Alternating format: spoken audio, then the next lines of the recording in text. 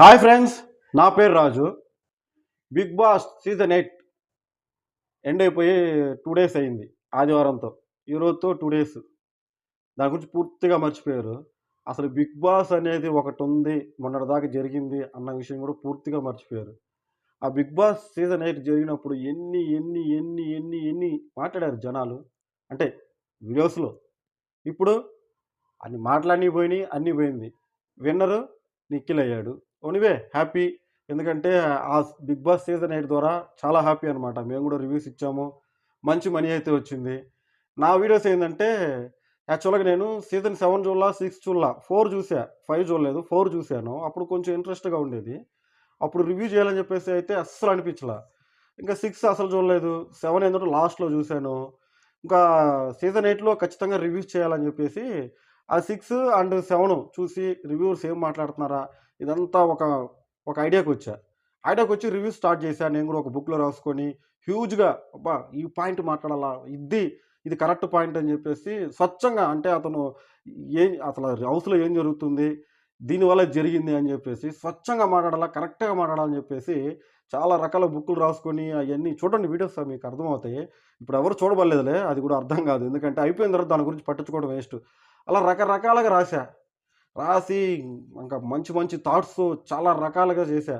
ఇంకా థంబ్‌నెయిల్ గురించయితే ఇంక చెప్పాల్సిన అవసరం లేదు. దానికోసం ఎంత ప్రిపేర్ అయ్యానంటే నేను ఫస్ట్ నుంచి నా వీడియోస్ చూసారంటే మీకు అర్థమవుద్ది. చాలా వీడియోస్ నేను ప్రైవేట్‌లో పెట్టేసా. ఎందుకంటే అవన్నీ ఉంటే ఇంకా అందరూ బిగ్ బాస్ రివ్యూ చేస్తే చూడరని చెప్పేసి అవన్నీ ప్రైవేట్‌లో పెట్టడం జరిగిందిలే. థంబ్‌నెయిల్స్ చేయటంలో నన్ను మించినోడు ఎవరు ఉండరు. ఎందుకంటే అంత బాగా చేస్తాను. ఇప్పుడు నేను యూజ్ చేసే మొబైల్ కూడా రెడ్మీ 10 ఇది. రెడ్మీ 10 చిన్న మొబైలే. పెద్ద మొబైలేం గాదు. మన కంటెంట్ నచ్చితే ఎవ్వరైనా సరే, ఎంత దూరం అయినా సరే, ఎన్ని రకాలుగా అయినా సరే మనల్ని అభిమానిస్తారు. ఖచ్చితంగా అప్పుడు నాకిప్పుడు తెలిసింది.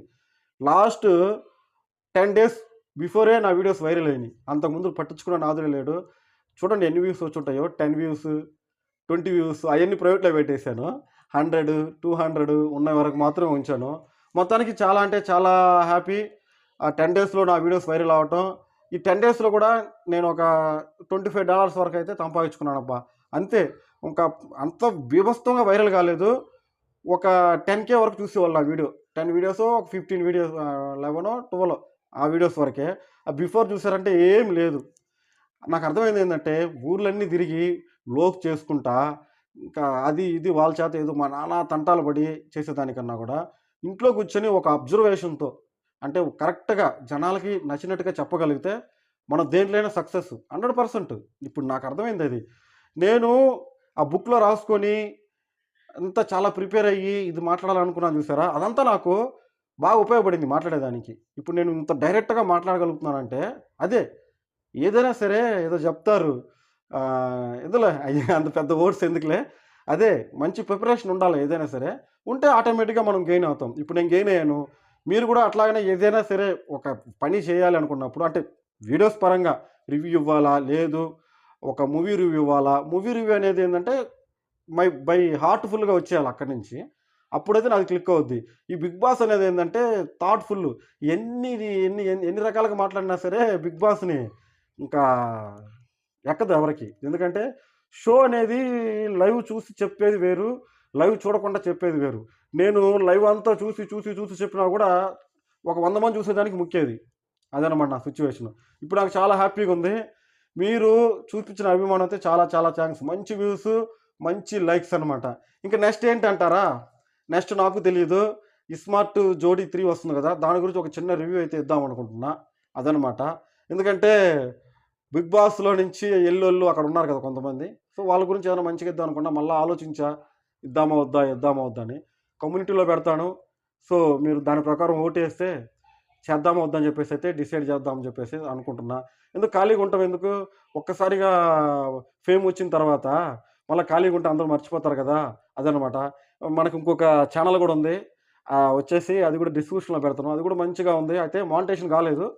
మంచిగానే ఉంది. ఫుడ్ గురించి, మా ఫ్యామిలీ గురించి అది చిన్న వ్లోగ్ అనమాట అది. వ్లోగ్ ఛానెల్ అది. ఇది సెపరేట్ చేసేసా. కాపోతే అది ఈ మధ్యనే ఆఫ్ ఏదో 500K వచ్చిన తర్వాత ఏదో మానిటైజేషన్ అవుద్ది కదా! ఆ మానిటైజేషన్ అయితే అయింది. ఇంకా 1000K వస్తే అప్పుడు మానిటైజేషన్ 1000K అంటున్నా. 1000 మెంబర్స్ వస్తే సబ్స్క్రైబర్స్ అప్పుడు అది ఫుల్ మానిటేషన్ అవుద్ది. అప్పటి నుంచి అయితే దాంట్లో వ్లాగ్ చేసుకోవడానికి బాగుంటుంది.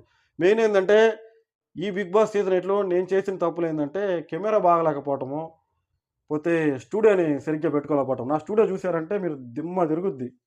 నా స్టూడియో చూపిస్తాను ఆగండి. ఇదనమాట చిన్న రూము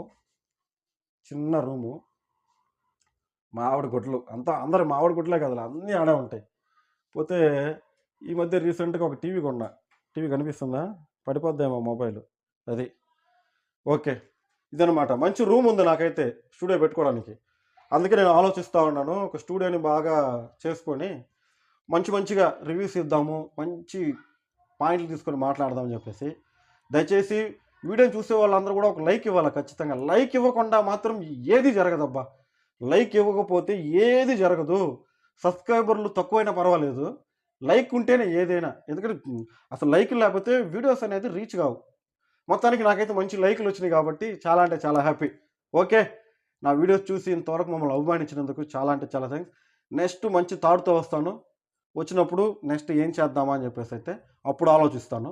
అప్పుడు మీతో షేర్ చేసుకుంటా. ఆలోచించగలి మొత్తం ఆలోచించుకొని అప్పుడు వచ్చి మీతో షేర్ చేసుకుంటా. ఓకే, మీ రాజు, మీ రివ్యూవర్, బిగ్ బాస్ రివ్యూవర్. అది ఒక్కటి చెప్తే చాలు. ఓకే, ఆల్ ది బెస్ట్ అందరికి కూడా. నాకు కూడా ఆల్ ది బెస్ట్. చెప్పండి కింద ఏదైనా ఉంటే. Thank you boys.